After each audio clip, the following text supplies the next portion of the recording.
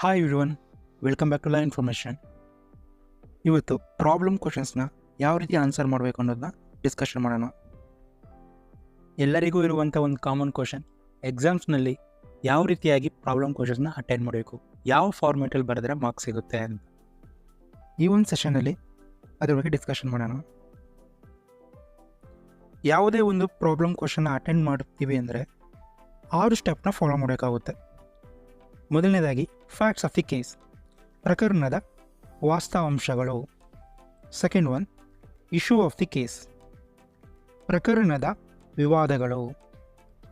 Third one, provisions of law or rule, ಕಾನೂನಿನ ನಿಬಂಧನೆಗಳು.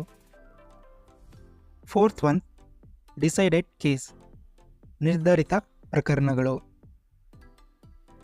Fifth one, analysis or logical reasoning, ವಿಶ್ಲೇಷಣೆ.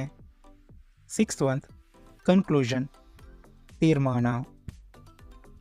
Facts of the case, ಕ್ವಶನಲ್ಲಿ ಕೊಟ್ಟಿರುವಂಥ ಫ್ಯಾಕ್ಟ್ಸ್ನ summarise ಮಾಡಿ ಬರೀಬೇಕು. Next, issues of the case, identify and state the legal issues presented by the fact scenario in 1 or 2 sentences. ಕೊಟ್ಟಿರುವಂಥ ಫ್ಯಾಕ್ಟ್ಸ್ಗಳಲ್ಲಿ legal issues ಏನಿದೆಯಲ್ಲ ಅದನ್ನು 1 or 2 ಸೆಂಟೆನ್ಸಲ್ಲಿ ಬರೀಬೇಕು. Next, provisions of the law or rule, ಈ ಒಂದು ಇಶ್ಯೂಸ್ಗೆ ಯಾವ ಪ್ರಾವಿಷನ್ಸ್ ಅಥವಾ ಲಾ ಅಪ್ಲೈ ಆಗುತ್ತೆ ಅನ್ನೋ ಮೆನ್ಷನ್ ಮಾಡಬೇಕು. ನೆಕ್ಸ್ಟ್, ಡಿಸೈಡೆಡ್ ಕೇಸಸ್, ಕೊಟ್ಟಿರುವಂತಹ ಫ್ಯಾಕ್ಟ್ಸ್ ಮತ್ತು ಇಶ್ಯೂಸ್ಗೆ ರಿಲೇಟೆಡ್ ಆಗಿರುವಂಥ ಯಾವುದಾದ್ರು ಕೇಸ್ ಲಾಸ್ ಇದ್ದರೆ ಮೆನ್ಷನ್ ಮಾಡಬೇಕು. Next, analysis or logical reasoning, discuss how the legal principle related to the fact scenario. This should be the most lengthy portion of your answer. Give your reasoning on basis of legal provisions and interpret it. Apply the decided case laws. Your reasoning skill, interpretation skill, subject knowledge, application of precedents are valid here. Next, conclusion. State your conclusion based on your analysis in 1 or 2 sentences.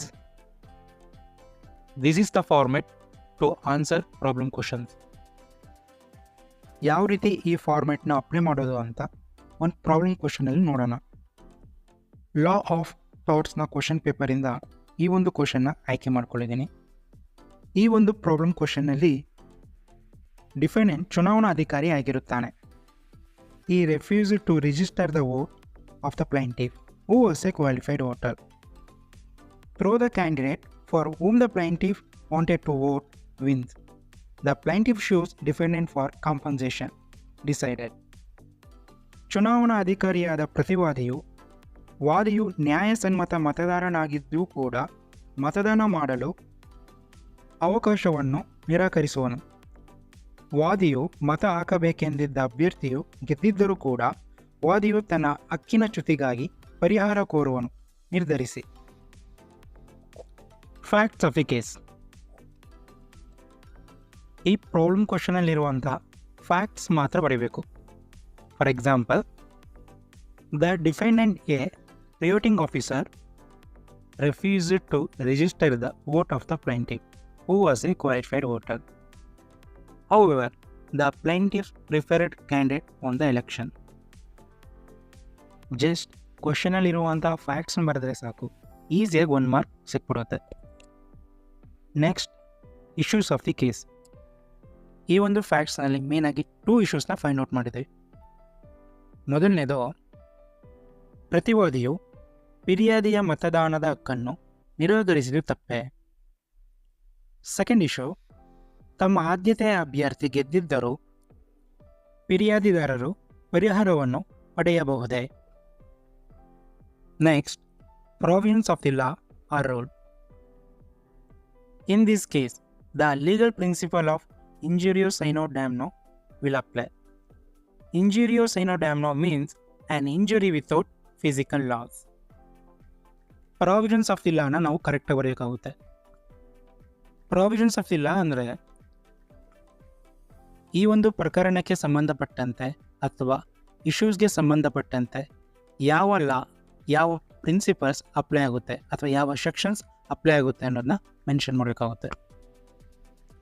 Next step, decided case loss. The problem given in instant case is very similar to Ashby versus White. In the landmark case of Ashby versus White, the plaintiff was a qualified voter. However, the defendant refused the plaintiff the right to vote.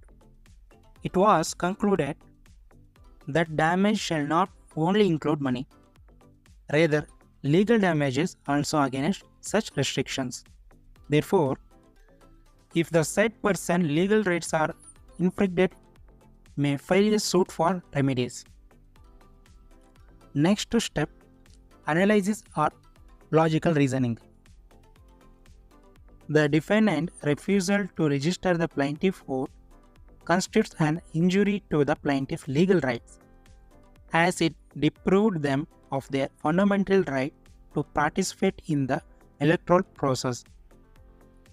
Despite the desired candidate winning, the plaintiff still suffered a legal injury by being unlawfully denied the right to vote. Analyzing part is very important. So ಈಗ analysing ಮಾಡೋದು ನಂಗೆ ಬರ್ತಿಲ್ಲ, ಯಾವ ರೀತಿ analyse ಮಾಡೋದು ಅಥವಾ ಅದನ್ನು ಹೇಗೆ ಬರೆಯೋದು ಅಂತ ಗೊತ್ತಾಗ್ತಿಲ್ಲ ಅಂದರೆ ಇಟ್ ಈಸ್ ಎ ಸಿಂಪಲ್.